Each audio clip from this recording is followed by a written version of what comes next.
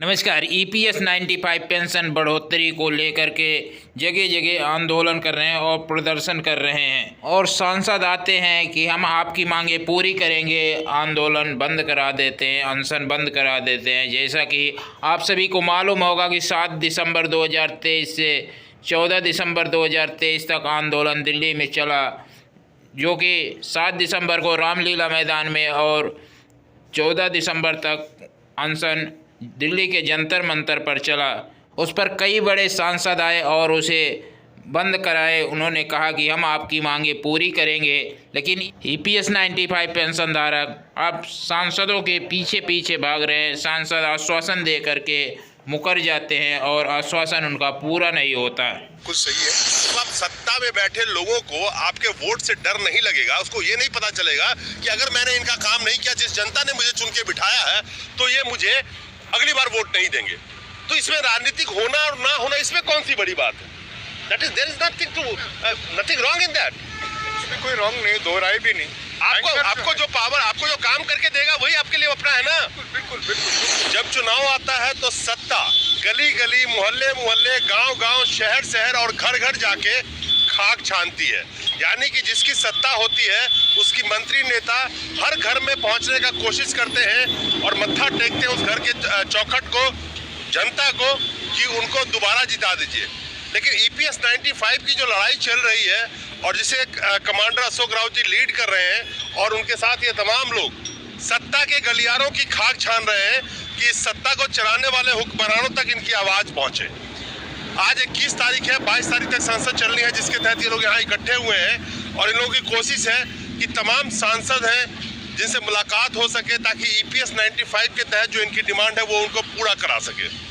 उसी के तहत 21 तारीख की आज सुबह सुबह ये लोग निकले पड़े हैं और देख सकते हैं कि जो देश की राजनीति चाय के टपड़ी से शुरू हुई थी, चाय पे चर्चा से शुरू हुई थी, उसी चाय के दुकान पे सुबह सुबह खड़े होकर सुस्ता रहे हैं। और ये सत्ता की गलियां हैं जहाँ पे अलग अलग पार्टी के सांसद रह रहे हैं, यहाँ पे एमपीज रह रहे हैं और उन्हीं एमपी से लगातार ये मुलाकात कर रहे हैं, अनशन के दरमियान हो चाहे धरना के दरमियान। मिली बातें हुई है आपकी, अभी हम अलग अलग सांसदों के घर के पास से गुजर रहे हैं कि मुलाकात हो जाए, कोशिश कर रहे हैं आप, ताकि संसद जो कल तक है 22 तारीख तक, उससे पहले कुछ अगर हो जाए, कुछ आश्वासन ही मिल जाए कि हाँ we are going to do it within 1 month, 2 month और 15 डेज, समथिंग लाइक दैट।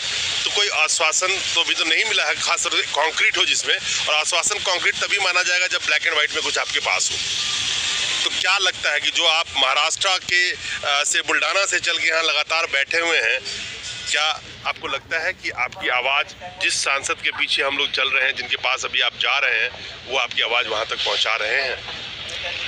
देखिए, सबसे पहले तो हम आज 21 दिसंबर को आदरणीय डॉक्टर सुभाष जी भामरे, जिनको हम बाबा साहब बोलते हैं, उनको मिले और उनको हमने धन्यवाद दिया।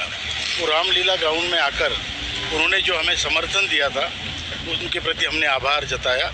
हमारे दिल्ली के जो टीम है और साउथ इंडिया की टीम है, उन्होंने भी उनका सत्कार किया और उनको हमने कहा कि हमारी अभी आगे हमें क्या आप बताते हैं, क्या मार्गदर्शन करते हैं। उन्होंने कहा मैं कोई मार्गदर्शन तो नहीं करूँगा, लेकिन मैं जाके श्रम मंत्री से मिलके उनके सामने आपकी बात रखूँगा और उनको और थोड़ा उनसे रिक्वेस्ट करूँगा कि इनका काम जल्दी से जल्दी हो, या कोई आश्वासन आपने तो दिया ही है, तो जो आश्वासन दिया उसका कोई कार्यान्वयन हो, इसके लिए वो मिलने के लिए संसद गए हैं। वो अपने काम के साथ ये भी काम हमारा करेंगे। हमारे साथ एक और शख्स हैं, आप भी महाराष्ट्र से आते हैं। बताइए अपना परिचय थोड़ा। मैं देवी सिंह जाधव, उत्तर महाराष्ट्र का अध्यक्ष हूँ। डॉक्टर सुभाष जी भामरे हमारे कॉन्स्टिट्यूशंस के एमपीज हैं, तो उसके साथ ही साथ नंदुरबार जो ट्राइबल डिस्ट्रिक्ट है उसके एमपी जो हिनाताई गावित जो है, ये दोनों सांसद महोदयों ने गए 7 साल में हम लोगों को इतना अच्छा कोऑर्डिनेशन किया, अच्छा सहकार्य किया, जिसका परिणाम हमने 7 दिसंबर को रामलीला में देखा कि अभी तक कोई राजकीय व्यक्ति या राजकीय सांसद हमारे स्टेज पे नहीं आते थे, लेकिन पहली जो पहल है और डॉक्टर सुभाष भामरे जी ने की, मेरा ये विश्वास है कि मैं उनसे कई बार कहता हूँ कि सर ये जो है ये मसला आपके हाथों से हल हो, इसी हमारी लाखों पेंशनर्स की इच्छा है, आप इसमें लीड कीजिए, हमारा विश्वास है कि आप जीतेंगे। आपने एक बात कही है कि पहली बार कोई आपके MP आए उठ के और आप लोगों को उम्मीद है कि वो करेंगे। मैं थोड़ा सा मिर्ची वाला सवाल पूछता हूँ कई बार लोगों से। अभी तो चुनाव का टाइम है, पता नहीं कितने मंत्री नेता आएंगे अब इसमें, मतलब किसके बात पे भरोसा करना चाहिए और कैसे करेंगे, क्योंकि टाइम बहुत कम बचा है। टाइम बहुत कम बचा है, 1-2 महीने 3 महीने में अगर कोड ऑफ कंडक्ट लागू होगा तो कहेंगे अब मैं क्या करूँ, दोबारा जिताओगे तब देखेंगे। तो ये तो एक टूल होता है मंत्री नेता का। तो आप जो करीब 10 करोड़ वोटर हैं, जो हम कैलकुलेटेड वे में बात करें तो उस 10 करोड़ वोटर की जो भविष्य का सवाल है, वर्तमान का सवाल है, उसके बच्चों का सवाल है, उसकी अपनी आत्मनिर्भर बनने का सवाल है, तो इतना राजनीति वैसे बुरी चीज़ नहीं होती, आपने सही कहा। राजनीति तो वो चीज़ है, सोशियो इकोनॉमिकल चेंज लाने का सबसे बड़ा टूल है।